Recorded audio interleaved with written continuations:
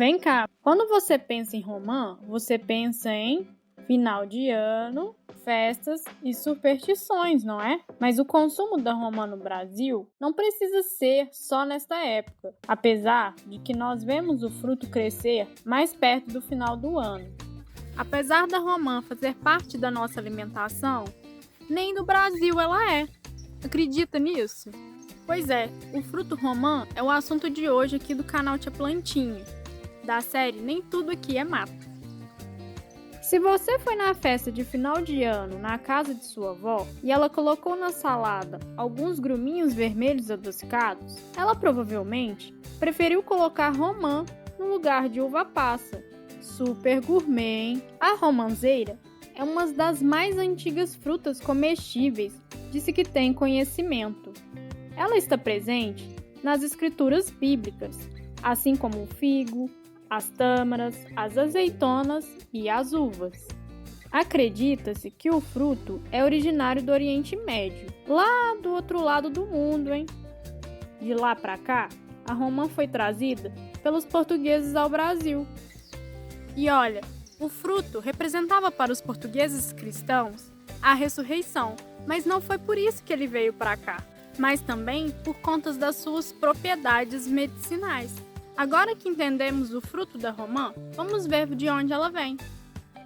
Aqui no Brasil, a maior concentração de pomares estão localizados na região nordeste do país, o que dá para entender, já que a romanzeira adora um clima quente, mesmo se ela lá nos outros países pega um frio danado no inverno. No final das contas, essa planta se adaptou bem ao nosso país, já que aqui possui diferentes climas e vários tipos de solo. Aqui no sítio, o nosso pé de romã é esse aqui, ele é bem pequenininho. Assim como a maioria dos pés que a gente encontra na agricultura familiar e até mesmo nos sítios, né? De maneira geral, a população ela cultiva esse fruto de maneira caseira. Não tem tanta demanda assim, né? O cultivo ainda é muito pequeno aqui no Brasil. Esse pezinho daqui de casa, ele tá carregado de fruta.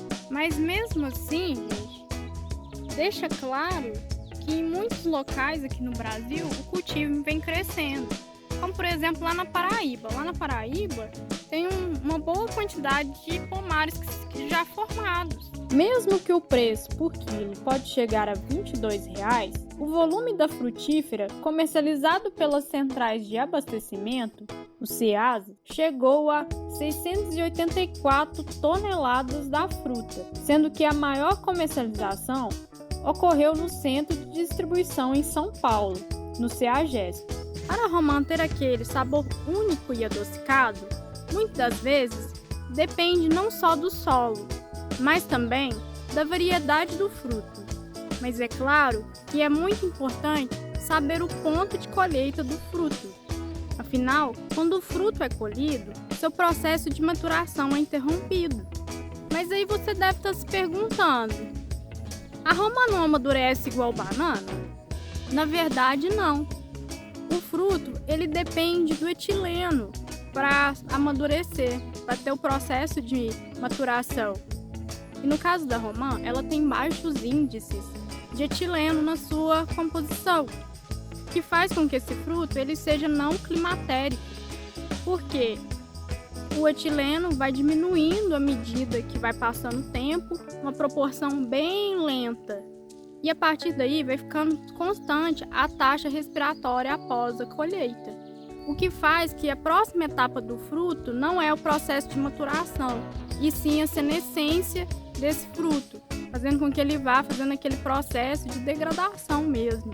Agora, partiu conhecer o que tem dentro dela, mas dentro mesmo, que vai além dos nossos olhos. Se pararmos para pensar, sua mãe já pegou a casca da romã e fez um bom chá para inflamação de garganta. Sua tia já te falou que usa produtos para a pele, que contém extrato de romã na composição, para deixar a pele mais macia e sem manchas, não é? Erradas, elas não estão. Se eu te falar que tem bastante artigo que fala da romã com seu uso terapêutico, tem muito mesmo. Uma busca rápida no Google dá para ver diversas atividades que os seus componentes químicos podem gerar, mas isso eu vou deixar para aprofundar em outro momento. Agora, um composto que vem sendo muito estudado é a punicalagina, que é um composto fenólico encontrado nas cascas e na polpa da romã. Os estudos têm mostrado que a punicalagina tem propriedades antioxidantes potentes e pode ajudar a proteger o corpo contra os danos celulares e em processos inflamatórios. Alguns estudos também sugerem que o consumo da romã pode ter efeitos benéficos na saúde cardiovascular e pode ajudar a diminuir a pressão arterial, além de diminuir o colesterol no sangue. No entanto, é importante salientar que a romã ela deve ser consumida apenas numa dieta equilibrada, no meio de salada, no meio como um suco, ou então um consumo in natura. Por quê? Porque a punicalagina ainda não tem estudos científicos indicando que ela é eficaz e segura.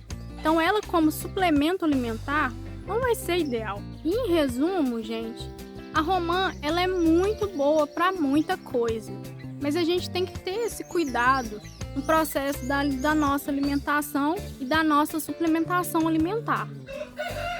E aí, você já sabia dessas informações da romã? Sabia da importância dela na nossa alimentação? Conhecia algumas substâncias que já tinha dentro dela? Já conhecia essas substâncias? Quer saber mais? Quer ficar por dentro do canal? Já se inscreve aqui. Obrigado por assistir mais um vídeo aqui do canal e até a próxima.